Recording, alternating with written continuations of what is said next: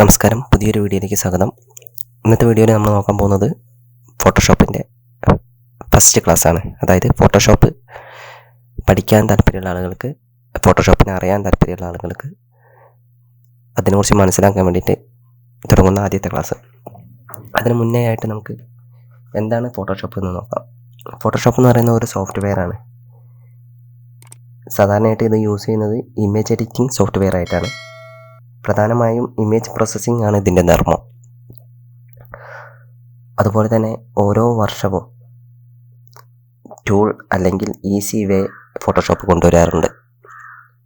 അതാണ് അപ്ഡേറ്റ് എന്നതുകൊണ്ട് ഉദ്ദേശിക്കുന്നത്. അതായത് ഫോട്ടോഷോപ്പ് നിലവിൽ വന്ന അന്നു മുതൽ ഇന്നു വരെ വ്യത്യസ്തങ്ങളായ നിരവധി അപ്ഡേറ്റ് ഫോട്ടോഷോപ്പ് കൊണ്ടുവന്നിട്ടുണ്ട്. അപ്പം നിലവിൽ ഈ ക്ലാസ് കാണുന്ന എല്ലാവരും ഏറ്റവും ലേറ്റസ്റ്റ് ആയിട്ടുള്ള അപ്ഡേറ്റ് തന്നെ യൂസ് ചെയ്യാൻ വേണ്ടി ശ്രമിക്കുക. അതിലായിരിക്കും കുറച്ചും കൂടെ ഈസി വേ അല്ലെങ്കിൽ പുതിയ ടൂളുകൾ, പുതിയ ചേഞ്ചുകൾ കാര്യങ്ങളൊക്കെ ഉണ്ടായിരിക്കുക. എന്തായാലും ബേസിക് ആയിട്ടുള്ള കാര്യങ്ങൾ പഠിച്ചാൽ തന്നെ ഫോട്ടോഷോപ്പിനെ കുറിച്ചിട്ട് അല്ലെങ്കിൽ ഫോട്ടോഷോപ്പ് യൂസ് ചെയ്യുന്നതിന് നിങ്ങൾക്ക് സാധിക്കും. അതുകൊണ്ട് വളരെ ശ്രദ്ധിച്ച് തന്നെ ക്ലാസ് കേൾക്കുക, മനസ്സിലാക്കുക. എന്തെങ്കിലും ഡൗട്ട് ഉണ്ടെങ്കിൽ കമൻറ്റിലൂടെ ചോദിക്കുക. അതുപോലെ വീഡിയോ ഇഷ്ടപ്പെട്ടവർ ലൈക്ക് ചെയ്യുക, ഇഷ്ടപ്പെടാത്തവർ കാര്യം കമൻറ്റിലൂടെ അറിയിക്കുക. എന്തായാലും നമുക്ക് ഫോട്ടോഷോപ്പ് നോക്കാം. ഒരു ഫോട്ടോഷോപ്പ് ഓപ്പൺ ചെയ്യും തന്നെ ആദ്യം തന്നെ നമ്മൾ കാണാം ഇതുപോലെയാണ്. ലെഫ്റ്റ് സൈഡിൽ നിരവധി ടൂളുകൾ കാണാം. ഈ ടൂളുകൾ ഉള്ള ബാറിന് ടൂൾ ബാർ എന്ന് പറയും. ഈ ടൂളുകളിൽ സൂം ടൂളിനൊഴികെ ബാക്കിയുള്ള എല്ലാ ടൂളുകൾക്കും അതിനോട് റിലേറ്റഡ് ആയിട്ടുള്ള മറ്റു ടൂളുകൾ ഉണ്ടായിരിക്കും. മൗസിൽ റൈറ്റ് ബട്ടൺ ക്ലിക്ക് ചെയ്ത് നോക്കിയാൽ അത് കാണാം. അതുപോലെ മുകളിൽ file, edit, image, layer, type, select ഇങ്ങനെ ഓരോന്നും കാണാം. വിൻഡോ, അതിനെയാണ് മെനു ബാർ എന്ന് പറയുക. റൈറ്റ് സൈഡിൽ കാണാം ലെയർ. ഒരു ഇമേജ് എഡിറ്റ് ചെയ്യുന്നതിന് അല്ലെങ്കിൽ എഡിറ്റിങ്ങിന് പ്രധാനമായിട്ടും നമുക്ക് യൂസ് ചെയ്യുന്ന ഒന്നാണ് ഈ ലെയർ. ഇതിലൂടെ ഒരു പേജ് കാണാം. ഞാനൊരു പേജ് ഇവിടെ മിനിമൈസ് ചെയ്ത് ഇട്ടൊക്കെയാണ് ജസ്റ്റ് ഓപ്പൺ ചെയ്തിരുന്നു. അതാണ് അവിടെ പേജ് കാണുന്നത് കേട്ടോ. ഓക്കെ, ഇതാണ് ബേസിക്കായിട്ട് നമ്മൾ മനസ്സിലാക്കേണ്ട കാര്യം. Tool bar, menu bar, layer. അതുപോലെ വിൻഡോയിൽ നമുക്ക് കാണാം നിരവധിയായിട്ടുള്ള ബാറുകൾ. ഇതിൽ നമുക്ക് ആവശ്യമുള്ള ഏത് വേണമെങ്കിൽ നമുക്ക് ചൂസ് ചെയ്യാം. ഇതിൽ ഈ ഓപ്ഷൻ എന്ന് പറഞ്ഞത് ഇത് ഹൈഡ് ചെയ്ത് കഴിഞ്ഞാൽ ഇവിടുത്തെ ഓപ്ഷൻ പോകും. നിങ്ങൾ കണ്ടിരിക്കും മുകളിൽ നോക്കി ശ്രദ്ധിക്കുക. നമ്മൾ ഓരോ ടൂളും എടുക്കുന്നതിനനുസരിച്ച് അതിൻ്റെ ഓപ്ഷൻസ്, ഇപ്പോൾ നമ്മൾ മൂവ് ടൂൾ ചൂസ് ചെയ്തു, അതിൻ്റെ ആയിട്ട് റിലേറ്റഡ് ആയിട്ടുള്ള ഓപ്ഷൻസാണ് ഇതിൽ കാണിക്കുന്നത്. ഇപ്പോൾ നമ്മൾ മേജിക് ടൂൾ ചൂസ് ചെയ്തു, അതിൻ്റെ റിലേറ്റഡ് ആയിട്ടുള്ള കാര്യങ്ങൾ. ഇതിനെക്കുറിച്ചിട്ടൊക്കെ നമുക്ക് ഡീറ്റെയിൽസ് ആയിട്ട് പിന്നീട് നോക്കാം. എന്തായാലും അത് മനസ്സിലാക്കി നിന്നാൽ മതി ഇപ്പം. ഓക്കെ, ആദ്യമായിട്ട് നമുക്കൊരു പുതിയ പേജ് ഓപ്പൺ ചെയ്യാൻ എങ്ങനെയാണെന്ന് നോക്കാം. അതിനാദ്യം ചെയ്യേണ്ടത് ഫയലിൽ ന്യൂ, അതിൻ്റെ ഷോർട്ട് കട്ടാണ് Ctrl+N. കീബോർഡിൽ Ctrl+N ക്ലിക്ക് ചെയ്താലും ന്യൂ കിട്ടും. നമുക്ക് ഇഷ്ടമുള്ള സൈസിൽ നമുക്ക് പേജ് ചൂസ് ചെയ്യാം. ഇത് A4 സൈസാണ്. ഇത് ലീഗൽ A4ൻ്റെ 210, 297 mm. അതുപോലെ ഓരോ നമുക്ക് ഇത് നോക്കി കഴിഞ്ഞാൽ നിങ്ങൾക്ക് മനസ്സിലാവും ഇതിൻ്റെ കാര്യങ്ങൾ, എങ്ങനെ ഏത് സൈസിലേക്ക് വേണം, എങ്ങനെ വേണം എന്നുള്ള കാര്യങ്ങളൊക്കെ. എന്തായാലും സുഹൃത്തുക്കളൊക്കെ നോക്കുക. നമുക്ക് ഇഷ്ടമുള്ള സൈസിലേക്ക് നമുക്ക് ഇതിൻ്റെ ഇത് മാറ്റാം. മില്ലിമീറ്റർ വേണോ, പിക്സൽ വേണോ, ഇഞ്ചസ് വേണോ എന്നൊക്കെ നോക്കിയിട്ട്. ഓക്കെ, ഇപ്പം ഇതിനെ കുറിച്ചിട്ട് ഇത്ര മനസ്സിലാക്കിയാൽ മതി. ഞാൻ ജസ്റ്റ് ഒന്ന് പറഞ്ഞു പോകുന്നേ ഉള്ളൂ, നിങ്ങൾക്ക് ഒന്ന് ജസ്റ്റ് ഒന്ന് അറിഞ്ഞിരിക്കാൻ വേണ്ടിയിട്ട് മാത്രം. എന്തായാലും ഞാനിപ്പോൾ ഇവിടെ ഒരു A4 പേജ് ഓപ്പൺ ചെയ്തിട്ടുണ്ട്. ഇത് നമുക്ക് ആദ്യം ഒന്ന് പഠിച്ചു നോക്കാം. അതിനാദ്യം തന്നെ നമ്മൾ ഇതിൻ്റെ ഫസ്റ്റ് ടൂളായ മൂവ് ടൂൾ ചൂസ് ചെയ്യുകയാണ്. മൂവ് ടൂൾ ചൂസ് ചെയ്തതിന് ശേഷം, മൂവ് ടൂൾ എന്ന് പറഞ്ഞാൽ അതിലുണ്ട് എന്താണ് മൂവ് ചെയ്യാനുള്ള ടൂൾ. അപ്പോൾ നമുക്ക് ഈ പേജ് അതിനൊന്ന് ജസ്റ്റ് ഒന്ന് മൂവ് ചെയ്ത് നോക്കാം. ഓക്കെ ഓക്കെ മൂവ് ചെയ്യാൻ നോക്കിയപ്പം ഇതിൽ കാണിച്ചിരിക്കുന്നത് ഇങ്ങനെയാണ്. The currently selected layer is a background layer. You cannot move a background layer or change its stacking order, blending mode or opacity. Convert to normal layer. ഇങ്ങനെയാണ് പറഞ്ഞിരിക്കുന്നത്. അപ്പോൾ എന്തായാലും ഇപ്പം ഞാൻ കൺവേർട്ട് ചെയ്യുന്നില്ല. ഞാൻ ഇത് ക്യാൻസൽ കൊടുക്കുകയാണ്. അപ്പോൾ ഇത് മൂവ് ചെയ്യാൻ സാധിക്കാത്തതിൻ്റെ കാരണം എന്തെന്ന് നോക്കാം. അതിൽ ഇവിടെ ലെയറിൽ കണ്ടോ, ലെയറിൽ ഇവിടെ ഒരു ലോക്ക് ബട്ടൺ ഉണ്ട്. ഈ ലോക്ക് ബട്ടൺ ഉള്ളത് കൊണ്ടാണ്, അല്ലെങ്കിൽ ലോക്കായി നിൽക്കുന്നത് കൊണ്ടാണ് ഇത് മൂവ് ചെയ്യാൻ സാധിക്കാത്തത്. അപ്പോൾ അതിന് എന്ത് ചെയ്യണം, നമ്മൾ മൂവ് ടൂൾ ഉപയോഗിച്ചിട്ട് ഇതിലൊരു ക്ലിക്ക് കൊടുക്കുക. മൗസിലെ ലെഫ്റ്റ് ബട്ടൺ ക്ലിക്ക് ചെയ്തിട്ട് നോക്കുക. ഓക്കെ, അപ്പോൾ ആ ലോക്ക് ബട്ടൺ ഒഴിവായി. ഇനി നമുക്കൊന്ന് മൂവ് ചെയ്ത് നോക്കാം. കണ്ടോ, നമുക്കിത് വളരെ കൂളായിട്ട് മൂവ് ചെയ്യാൻ കഴിയുന്നുണ്ട്. ഓക്കെ, ഇപ്പോൾ ജസ്റ്റ് ഇത്ര മനസ്സിലാക്കി നിൽക്കുക. ഇനി അടുത്തതായിട്ട് രണ്ടാമത്തെ ടൂള്.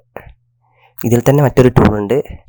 ആ ടൂളിനെ കുറിച്ചിട്ട് നമുക്ക് പിന്നീട് നോക്കാം. ആദ്യം നമുക്ക് ബേസിക് ആയിട്ടുള്ള ചെറിയ ടൂളുകൾ പരിചയപ്പെട്ട് പോവാം. അപ്പോഴേ നമുക്ക് അത് മനസ്സിലാക്കാൻ കഴിയുള്ളൂ. അപ്പോൾ അതിൻ്റെ തൊട്ട് താഴെയുള്ള ടൂളായ റെക്റ്റാങ്കുലർ ടൂള്, ഈ റെക്റ്റാങ്കുലർ ടൂള് ഉപയോഗിച്ചിട്ട് നമുക്കൊരു ബോക്സ് വരച്ച് വെക്കാം. ഓക്കെ, ബോക്സ് വരച്ചു. അതിന് താഴെ ഫോർവേഡ് കളറും ഉണ്ട്, ബാക്ക് കളറും ഉണ്ട്. രണ്ട് കളർ കണ്ടോ. ഇത് നമുക്ക് ഏത് കളർ വേണമെങ്കിൽ ചൂസ് ചെയ്യാം. അത് റെഡോ വൈറ്റോ ബ്ലൂവോ ഏത് കളറിലേക്ക് വെക്കാം. ഞാനിതിൻ്റെ വൈറ്റ് കളറിലേക്ക് കൊണ്ടുവരാം. ഓക്കെ, അതുപോലെ ബാക്ക് കളറ് ഞാൻ ബ്ലാക്കിലേക്ക് കൊണ്ടുവരാം. ഈ കളർ നമുക്ക് ഇതിലേക്ക്, ഈ ബോക്സിലേക്ക് ഉൾപ്പെടുത്തുന്നതിന് അല്ലെങ്കിൽ കളർ ഫില്ല് ചെയ്യുന്ന ഷോർട്ട് കട്ടാണ്.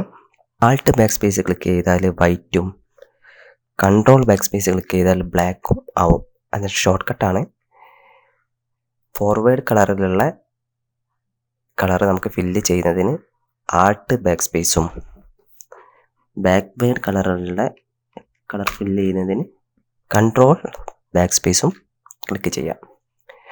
ഈ സെലക്ഷൻ, ഇപ്പോൾ നമ്മൾ ഈ സെലക്ട് ചെയ്ത ഈ ബോക്സിൻ്റെ സെലക്ഷൻ ഒഴിവാകുന്നതിനുള്ള ഷോർട്ട് കട്ടാണ് കൺട്രോൾ ഡി.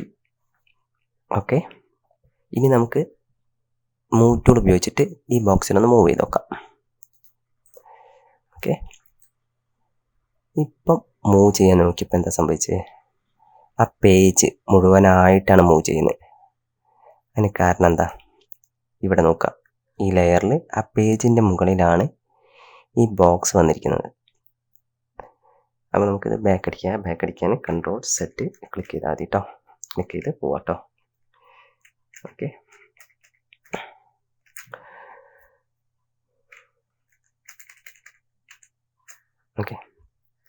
അപ്പോൾ അത് കഴിഞ്ഞാൽ നമുക്ക് ഒരു പുതിയൊരു ലെയർ എടുത്തിട്ട് ചെയ്യണം. അതിന് പുതിയൊരു ലെയർ എടുക്കാൻ എന്താ ചെയ്യേണ്ടത്, ഇവിടെ താഴെ 1 2 3 4 5 6 ആറാമത് അല്ലെങ്കിൽ അവിടെ നിന്ന് ഇങ്ങോട്ട് രണ്ടാമത് ആണ് ക്രിയേറ്റ് ന്യൂ ലെയർ. അത് ക്ലിക്ക് ചെയ്യാം. അല്ല എങ്കിൽ കൺട്രോൾ സെറ്റ് അടിച്ച് ബാക്ക് ഒഴിവാക്കി ഷിഫ്റ്റ് കൺട്രോൾ N ക്ലിക്ക് ചെയ്താലും ന്യൂ ലെയർ ചൂസ് ചെയ്യാം. അതിൻ്റെ ഷോർട്ട് കട്ടാണ് ഷിഫ്റ്റ് കൺട്രോൾ N. ഓക്കെ, ഇനി നമുക്ക് വരച്ചു നോക്കാം. റെക്റ്റാങ്കുലർ ടൂൾ ഉപയോഗിച്ചിട്ട് വരച്ചു നോക്കാം. ഒരു ബോക്സ് വരച്ചു. ഓക്കെ, ഞാൻ കൺട്രോൾ ബാക്ക് സ്പേസ് കൊടുത്ത് ബ്ലാക്ക് ഫില്ല് ചെയ്ത്, ഇവിടെ ബ്ലാക്ക് ആയതുകൊണ്ടാണ് കേട്ടോ, ബാക്ക് കളറ് ബ്ലാക്ക് ആയതുകൊണ്ടാണ്. കൺട്രോൾ ഡി ക്ലിക്ക് ചെയ്തു, സെലക്ഷൻ ഒഴിവാക്കി മൂവ് ടൂൾ എടുത്ത് മൂവ് ചെയ്തു.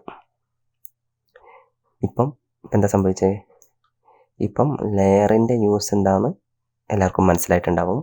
അപ്പോൾ നമ്മൾ ഓരോ വർക്ക് ചെയ്യുമ്പോഴും ലെയർ ഇട്ടിട്ട് ചെയ്യാൻ വേണ്ടി ശ്രമിക്കണം. കാരണം ലെയർ ഇട്ട് ചെയ്യുമ്പോഴേ നമുക്ക് അത് ചേഞ്ച് ചെയ്യുന്നതിനും മൂവ് ചെയ്യുന്നതിനൊക്കെ യൂസ് ആവുള്ളൂ. അതുപോലെ ഇവിടെ ഒരു ഐ ബട്ടൺ ഉണ്ട്. ഈ ഐ ബട്ടൺ ക്ലിക്ക് ചെയ്ത് എന്താ സംഭവിക്കാൻ നോക്കാം. കണ്ടോ, ഈ ഐ ബട്ടൺ ക്ലിക്ക് ചെയ്ത് കഴിഞ്ഞാൽ അത് ഹൈഡ് ആവും. ഒന്ന് ഞാനൊരു ബോക്സും കൂടെ വരയ്ക്കുകയാണ്. ന്യൂ ലെയർ എടുത്തിട്ട് മറ്റൊരു ബോക്സ് വരയ്ക്കുകയാണ്. റെക്റ്റാങ്കുലർ കൊടുത്തു, ബോക്സ് വരച്ചു. ഇവിടെ ബ്ലാക്ക് എടുത്തത് ഞാൻ റെഡ് ആക്കി. Okay, control back space, control D. Okay, കണ്ടോ? അപ്പോൾ 2 ബോക്സ് ഉണ്ട്. ഇതിൽ നമുക്ക് ഇതിൻ്റെ ഒപ്പാസിറ്റി കുറയ്ക്കണം എന്നുണ്ടെങ്കിൽ എന്ത് ചെയ്യാം? അതിനാണ് ഇവിടെ ഇപ്പോൾ നമ്മൾ ചൂസ് ചെയ്ത ലെയർ റെഡ് ബോക്സ് വരച്ച ലെയറാണ്. അതിൻ്റെ ഇവിടെ ഒപ്പാസിറ്റീന്ന് കാണാം.